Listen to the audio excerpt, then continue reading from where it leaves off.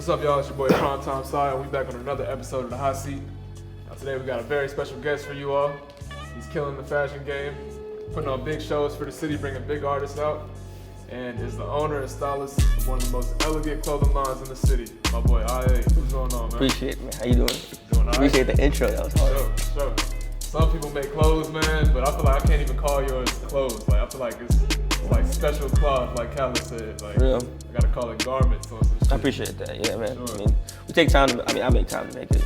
And, you know, some people, a lot of people are blowing up with their clothing lines around the city, but I feel like a lot of people are really just slapping stuff on tees and just getting a lot of support. But with you, I feel like it's a lot of quality. Like, it's hard to match your quality. Yeah, that whole like t-shirt shit. I mean, it's easy. I don't like put it down, but that shit.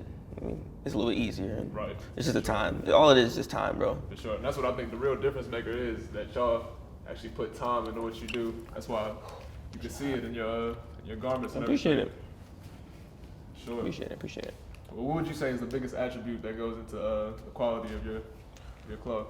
I mean, I have like my own method to what I do and stuff. Usually, when people come by and help me work and stuff like that, like they're like, "Yo, you got your own method. You got your own like ways to do this and stuff like that." So like, I don't know. Everything that I do is like in my own like method in a sense. I didn't really like learn the normal way. I didn't go to school for it or anything like that. I just like went at it and just trial and error and whatnot with it. So everything was just like from the brain, and let's just like put it out on physical world, and let's just see it come out. Self-taught. Mm-hmm. Yeah, type shit. Sure. So, All right, so let's get right into it, man. So where exactly did you grow up? I grew up in Charlotte, North Carolina, but I was born in Brooklyn, New York. Okay, when did you move down? When I was like one. So you really from here, for real? Yeah, I tell anybody I'm from like Charlotte, but like born in New York. You could say that, like born in Charlotte. That's the same with me. I'm from DC, but I moved down here like when I was 9. Yo, well, see, like that's enough. See, like the thing is, I don't have no memories in New York, so it's like I can't even have like the accent. I don't got the accent. I can't remember anything that crazy that happened in New York. Everything's just like. Thanks. Yeah, I see. 1 year I old. got family up there, so I still go back and forth. Oh yeah, I go there all the damn time. I was just there like a few months ago during the summer. Real? That shit's fun. I love New York. Yeah, New York's a cool city, man. Definitely got a lot of big shit. Yeah, I'm gonna go back soon. Me and my little street commerce friends, we planning trips and whatnot. Sure. So we're gonna try to go. So y'all go back and forth up to. I know y'all go to different cities. We seen y'all going to LA and everything like that. Yeah, they go to LA. They tap in with other like retail distributors and whatnot, get their brand popping, and just networking really, because that's all you gotta really do nowadays. It's all who you know. So if you just travel, even if it's not for like a specific reason, just like go to a little event or just talk to people, just live, you know. Most definitely. So that's where we are right now. So. Sure.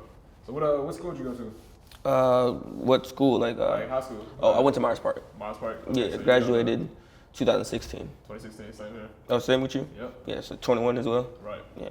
So you're on the south side? Mm-hmm.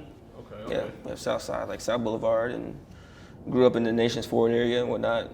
And that's where I like originally grew up, and then I moved to like this South Park area, and now I live in like the Eastland Mall area. So Gotcha. I mean, it's just Charlotte, but Charlotte's small as hell. Like now that I'm older, this whole city's small. So everybody knows everybody. You really see it, especially when people start collabing and doing different yeah, I stuff, came up with you a know? theory that like everybody in the city knows each other by like one person, everybody. Like me and Clinton, you said street commerce. Me and Clinton grew up in the same neighborhood. Yeah, see, look what? Of course. 2 streets down. Of course y'all did, bro. Exactly. Like I was like, man. Of course y'all did. Sure. But do you feel like Charlotte had anything to do with your like creative process or like your creativity or influence it in any way? When I started making clothes, it was all just like I said, just out of just like wanting to see stuff come to life. Like the earliest remembrance, it's like Odd Future when they would like draw on their clothes and stuff. Okay. Other than that, like Charlotte really didn't have much to like. It didn't really like limit or make anything better. It was just where I lived. Most definitely, I feel that. Yeah, I never had any feeling that the city did anything towards like what I'm doing at all. It's just where you live, honestly. Especially the fact that like I feel like Charlotte's one of those cities where it's like an advantage to live in right now. Just like it's a good look type. So I don't know. Yeah, the city's definitely coming up for sure. A lot of big opportunities. And I feel like you are putting into that a great amount. You and Clint with what y'all just did with the fashion show. Yeah, nah, fucking people love that shit. Attention to the city. Just a lot of big opportunities open up for other people. Yeah, people loved it, man. It was like, 500 some people. We pulled out, it was like 40-degree weather. It was freezing cold, and you were there that night. Cold. It was brick. The models were pissed off, but like, I mean, they trooped through it, and like, it was a good night. Nobody had a bad complaint, other than the complaint of it being cold. we just took that into account and we got something, you know, Right. planned, you know, in the near future and whatnot. But like, other than that, like we just used that as momentum for the next show, because like that was like a little festival. We had food trucks and little CBD vendors and it was art, smooth. and then it was dope as hell. Dope ass event for sure. So when did you start making clothes? When? Yeah. Yeah, I'd say, but like really started making clothes like 2.5 years ago. 2.5 years ago. Yeah, I used to just stay up all night by hand and just hand sew stuff.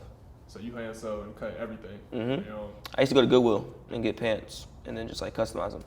dope. And then once I would customize them, just wear them to the little studio that I always go to, because I used to produce music all the damn time. And Noda, go to the studio and just chill, and then people was like, yo, you made those? And I was like, yeah, I made them. And it was like, yeah, like those are hard, bro. You need to start making clothes. So that's where it started, just like within the mix of music, and then I was just like, music is music. This is it. And beats are hard. You know, the beats are hard and shit, but it's just like I'm trying to do some other shit. I'm really like hands-on. Like I always loved arts and crafts and like building like little model houses when I was a kid, and like I love like touching shit. So it's like this is perfect. Like I literally cut and sewed the shit, and it's just like boom. Sheesh.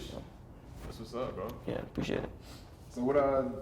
So is that how you got like most of your musical connections, by doing music? Yeah, like it started, I mean, with 10, I mean, he's like my boy, like my brother, but like pretty much from him wearing my jacket, and it started with him, and it kind of trickled into just like everything else in a way, Right. because like he kind of made that initial spark.